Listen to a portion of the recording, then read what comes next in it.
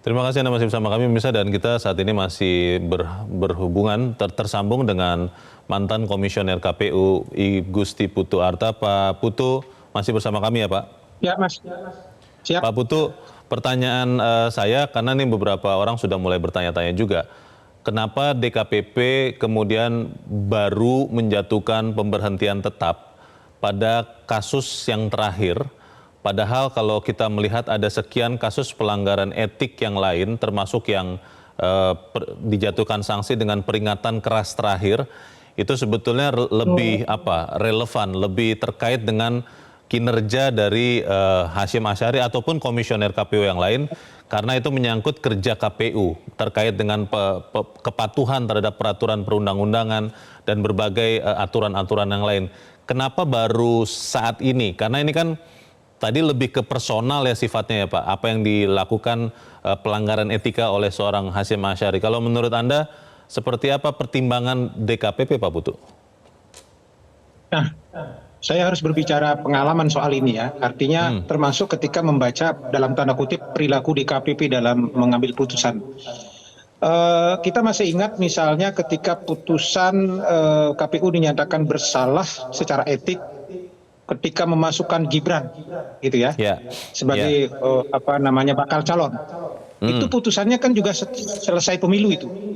Selesai pemilu, hampir 3 bulan jeda baru ada putusan. Artinya pada saat itu dugaan saya DKPP juga mempertimbangkan aspek-aspek sosial politik dalam pengambilan keputusan itu.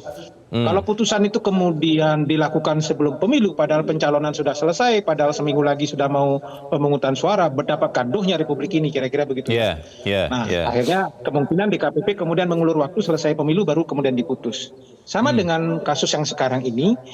Kenapa beberapa kasus yang lain sebetulnya ketika bicara soal pelanggaran pemilu sebetulnya yang signifikan itu adalah ketika verifikasi partai politik. Buat saya itu sangat fatal dan berat, sangat terbukti gitu ya. Punya potensi ada 1-2 orang yang diberhentikan. Jadi saya menangkap suasana kebatinan DKPP bahwa ini pekerjaan sedang sangat menantang betul. Ada 5 level penyelenggaraan pemilu yang sedang disiapkan sangat bagus. Jangan sampai kinerja pemilu legislatif dan pemilu presiden serentak yang baru pertama kali kita laksanakan ini kemudian terganggu. Saya lihat mungkin perhitungan-perhitungan aspek-aspek politis ini dan teknis ini yang menjadi pertimbangan sehingga kemudian dalam tanda kutip selalu kan bahasa DKPP peringatan keras terakhir, peringatan keras terakhir, kira-kira begitu ya. Nah, sekarang ini karena dua hal. Hal pertama secara personal Pak Hasyim di beberapa putusan yang lain dinyatakan bersalah, baik ada yang kolektif, ada yang cuma berdua dan seterusnya juga bersalah. Maka sekarang secara personal beliau seorang diri yang kemudian melanggar dan sudah ada saving kasus-kasus yang lain juga dinyatakan peringatan keras terakhir, maka inilah stimulus yang kemudian putusannya diberhentikan. Yang kedua, menurut hemat saya, bukan karena baru sekarang ini tidak, tapi laporannya memang kan sudah selesai pemilu baru laporan pelanggaran etik ini berlangsung toh. Nah, kemudian ekornya baru sekarang kira-kira. Lebih kepada dari itu kemudian adalah ini sebetulnya persoalan yang dalam ranah psikologis. Ya tadi Mas Leonard sendiri menyampaikan dengan satu diksi yang saya pinjam saja memalukan begitu ya.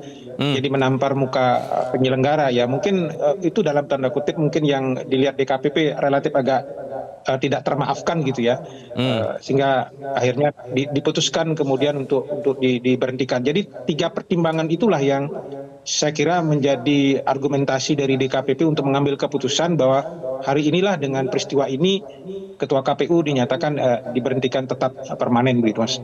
Jelajahi cara baru mendapatkan informasi. Download Metro TV Extend sekarang.